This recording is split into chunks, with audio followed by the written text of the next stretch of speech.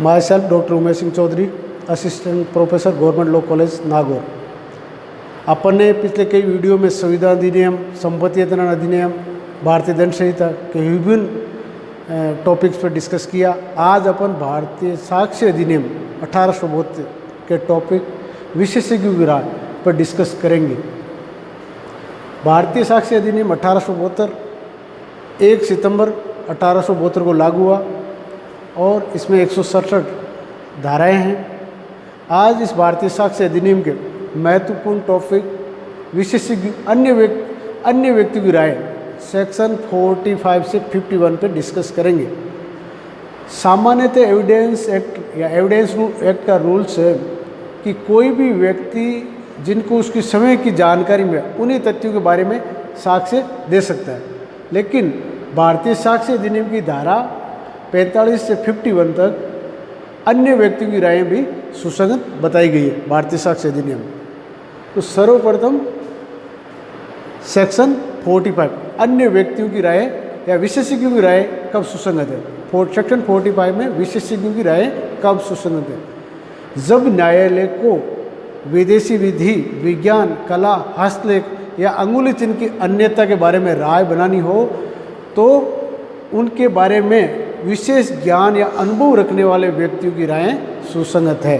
यानी section 45 of the evidence act विशेषज्ञों की राय कब सुसंगत है?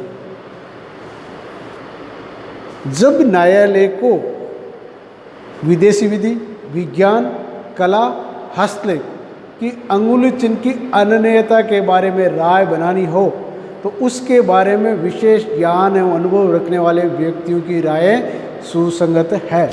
क्या क्या? विदेशी विधि, विज्ञान, कला, हस्तलेख और अंगुली चिन्ह के बारे में विशेषज्ञों की राय सुसंगत है। अब बात आती है कि विशेषज्ञ कौन है।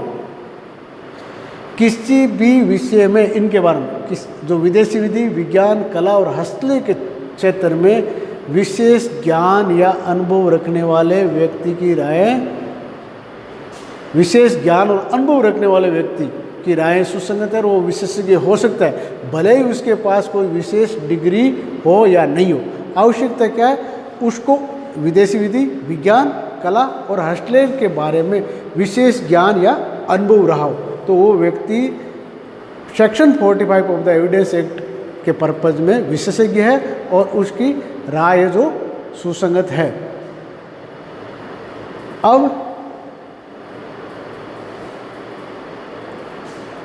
बात आती है सेक्शन 46 में। क्या है? विशेषज्ञों से राय से संबंधित तथ्य कब सुसंगत है? वह तथ्य जो अन्यथा सुसंगत नहीं है, लेकिन यदि वे विशेषज्ञ राय का समर्थन करते हैं या ऐसी राय सुसंगत और उसका खंडन करते हैं तो विशेषज्ञ राय से संबंधित तथ्य भी सुसंगत है। सेक्शन 46 में क्या है? वह तथ्य जो अन्यथा तो सुसंगत नहीं है, लेकिन वो विशेषज्ञों की राय का या तो समर्थन करते हैं या उनका खंडन करते हैं। सेक्शन 47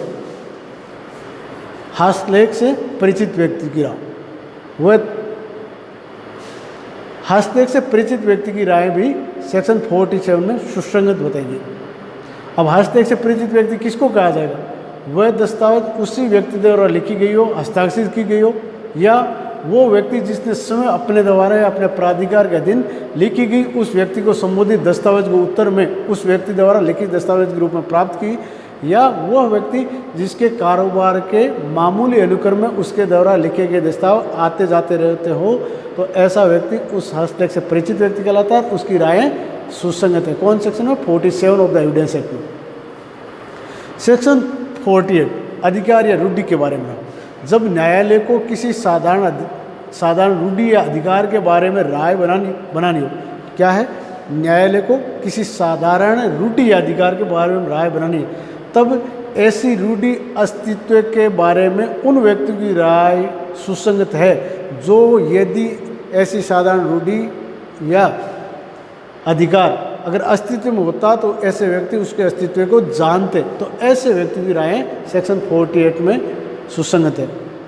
सेक्शन 49 प्रथाओं सिद्धांतों के बारे में राय। जब न्यायालय को मनुष्य के किसी निकाय या कुटुंब की प्रथाओं और सिद्धांतों, किसी धार्मिक या खैराती प्रतिष्ठान के संविधान और शासन के, या विशिष्ट जिले के विशिष्ट वर्गों के शब्द या पदों के अर्थ के बारे में कोई राय बनानी हो, तो उसके बारे में इस संबंध में विशेष ज्ञान का विशेष साधन बनाए रखने वाले व्यक्तियों की राय सुसंगत है। सेक्शन 50 में नातेदारी के बारे में राय। जब न्यायालय को एक व्यक्ति दूसरे व्यक्ति नातेदारी के बारे में राय बनानी हो, तो ऐसा व्यक्ति जो कुटुंब के सदस्य के होने के कारण या अन्य किसी कारण से उस विषय में विशेष ज्ञान या विशेष साधन रखता, तो ऐसे व्यक्ति की राय सुसंगत है। जब सेक्शन 51 में अगर जीवित व्यक्ति क्या है, जीवित व्यक्ति की राय सुसंगत है, तो राय के आधार भी सुसंगत होंगे। जीवित व्यक्ति की अगर राय सुसंगत है, तो वो आधार जिन पे वो राय सुसंगत, तो राय के जो आधार है वो भी सुसंगत होंगे। यानी सेक्शन 45 से लेके 51 तक एविडेंस एक्ट में अन्य व्यक्तियों की राय सुसंगत के बारे में प्रावधान किए गए। सामान्य एविडेंस एक्ट का नियम है, जिस व्यक्ति ने सामान्य चीज़ को साधे खुद को स्वयं को उसकी तथ्य का ज्ञान हो, उसी के बारे में साक्ष्य दे सकता है। लेकिन 45 से section 51 of the evidence act में अन्य व्यक्तियों की रायें भी सुसंगत बनाई गई है। सेक्शन 45 में विशेषज्ञों की राय संबंधित, किसके बारे में विशेषज्ञ, कौन है विशेषज्ञ, जिसको सेक्शन 45 में विदेशी विधि, विज्ञान, कला और हस्तलेख या अंगुली चिन्ह के अन्यता के बारे में राय बनानी हो, तो इसके बारे में विशेष ज्ञान या अनुभव रखने वाला व्यक्ति विशेषज्ञ है और उसकी राय इस संदर्भ में सुसंगत है। सेक्शन 46 में विशेषज्ञों की राय से संबंधित तथ्यों को भी सुसंगत बताया गया। वह तथ्य जो अन्यथा सुसंगत नहीं है, लेकिन वो तब सुसंगत है जब यदि विशेषज्ञ की रायों का समर्थन करते हैं। Section 47 of the evidence act में हस्तलेख से परिचित व्यक्ति की राय सुसंगत बताई गई। यानी जो व्यक्ति किसी व्यक्ति के हस्तलेख से परिचित है, तो उसकी राय सुसंगत है। लेकिन कोई व्यक्ति किसी अन्य व्यक्ति के हस्तलेख से कब परिचित है, तब परिचित जब वो दस्तावेज उस व्यक्ति खुद के द्वारा लिखा गया हो या हस्ताक्षरित की गई हो, या वह व्यक्ति जिसने स्वयं अपने द्वारा अपने प्राधिकार के अधीन लिखी गई उस व्यक्ति को संबंधित दस्तावेज उत्तर में उस व्यक्ति द्वारा लिखी दस्तावेज प्राप्त की हो, वह व्यक्ति जिसके कारोबार के मामूली अनुक्रम में उसके द्वारा लिखे गए दस्तावेज आते जाते रहे हो, वो तब हस्तलेख से परिचित किया जाएगा और सेक्शन 47 के तहत उसकी राय सुसंगत होगी। अब न्यायालय को सेक्शन 48 में जब न्यायालय किसी साधारण अधिकार या रूढ़ि के बारे में राय बनानी है, तो तब किसकी राय सुसंगत, तब ऐसे व्यक्ति की, यदि ऐसे साधारण अधिकार या रूढ़ि होते अस्तित्व में होते, तो उनको वो व्यक्ति संभवतः उनको जानता, उनके अस्तित्व में होते तो संभवतः उसे जानते, तो ऐसे व्यक्ति, यानी अगर ऐसा साधारण अधिकार या रूढ़ि अस्तित्व में होता तो ऐसे व्यक्ति उनको जानते, तो ऐसे व्यक्तियों की राय सेक्शन 48 के तहत सुसंगत है। सेक्शन 49 में जब न्यायालय को प्रथाओं सिद्धांतों के बारे में राय बनानी हो, किन की प्रथाओं सिद्धांतों, मनुष्य के निकाय या कुटुंब या किसी धार्मिक या खैराती प्रतिष्ठान के संविधान और शासन के बारे में, या किसी विशिष्ट जिले के विशिष्ट वर्ग या शब्दों के बारे में राय बनानी हो, तो इस संबंध में विशेष ज्ञान या अनुभव रखने वाले व्यक्तियों की राय सुसंगत है।